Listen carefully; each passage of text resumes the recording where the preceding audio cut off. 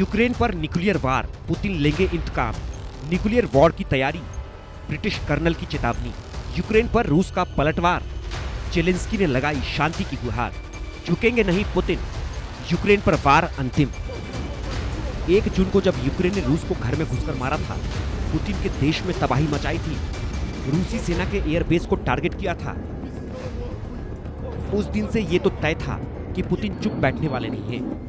और कुछ ही दिनों बाद 6 जून को यूक्रेन ने पुतिन के गुस्से का अंजाम भी देखा कि किस तरह रूस के सैनिकों ने यूक्रेन में बम और मिसाइलें बरसाकर तबाही मचाई। रूस ने 452 ड्रोन और 45 मिसाइलों का इस्तेमाल कर राजधानी Kyiv, Chernihiv, Lutsk, Lviv, Sumy, Poltava समेत कई शहरों को निशाना बनाया, जिसमें यूक्रेन के राष्ट्रपति जेलेंस्की के मुताबिक 80 लोग घायल हुए और 6 लोगों की जान चली गई।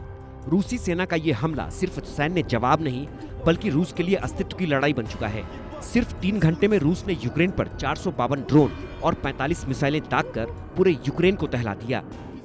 ये हमला यूक्रेन की ओर से रूसी एयरबेस पर किए गए ड्रोन हमले के जवाब में किया गया, जिसमें यूक्रेन ने रूस के अंदर तक पहुंचकर न्यूक्लियर कैपेबल एयरक्राफ्ट को नुकसान पहुंचाया था। जिसके बाद रूस के राष्ट्रपति व्लादिमीर पुतिन ने अमेरिकी राष्ट्रपति डोनाल्ड ट्रंप के जरिए चेतावनी दी थी कि अब जवाब तगड़ा होगा, और हुआ भी यही। रूस ने रात भर यूक्रेन के 9 अलग अलग जगहों पर बमबारी कर बता दिया कि पुतिन से पंगा लेना कितना महंगा पड़ेगा। कुछ दिनों पहले ही जेलेंस्की ने रूस पर हमला करके दुनिया के सामने अपना दमखम दिखाया था, लेकिन जब पुतिन की तरफ से उन्हें बारूदी जवाब मिला तो जेलेंस्की एक बार फिर दुनिया से मदद की गुहार लगाने पहुंच गए। रूस ने 400 से ज्यादा ड्रोन और 40 से ज्यादा मिसाइलें दागी।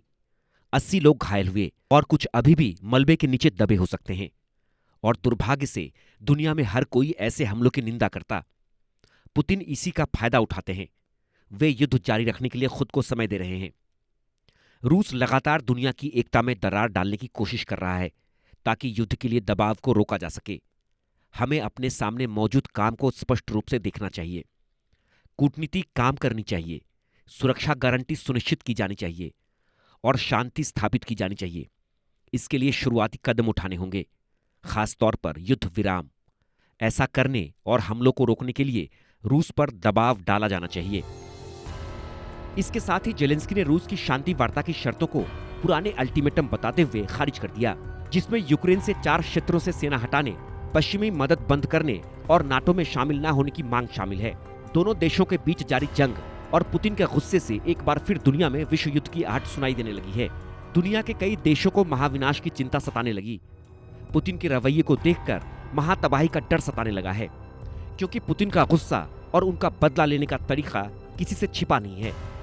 अगर पुतिन बदला लेने पर आ जाएं, तो वो किसी भी देश की नहीं सुनेंगे, फिर चाहे वो सुपर पावर ही क्यों न हो।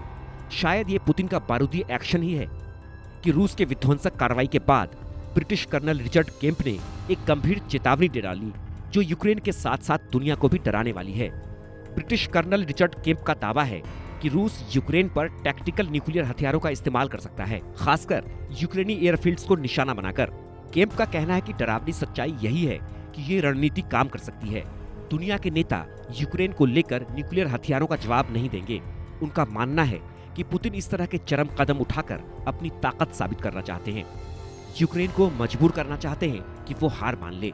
कर्नल रिचर्ड केम्प का ये दावा बेवजह नहीं है। वो बिना किसी कारण के न्यूक्लियर वॉर की बातें नहीं कर रहे। उनके इस दावे के पीछे ब्रिटेन में रूसी राजदूत की चेतावनी है। दरअसल ब्रिटेन में रूसी राजदूत आंद्रेई केलिन ने तीसरे विश्व युद्ध की चेतावनी दी है। उन्होंने ब्रिटेन पर यूक्रेनी ड्रोन हमलों में सहयोग का आरोप लगाया है।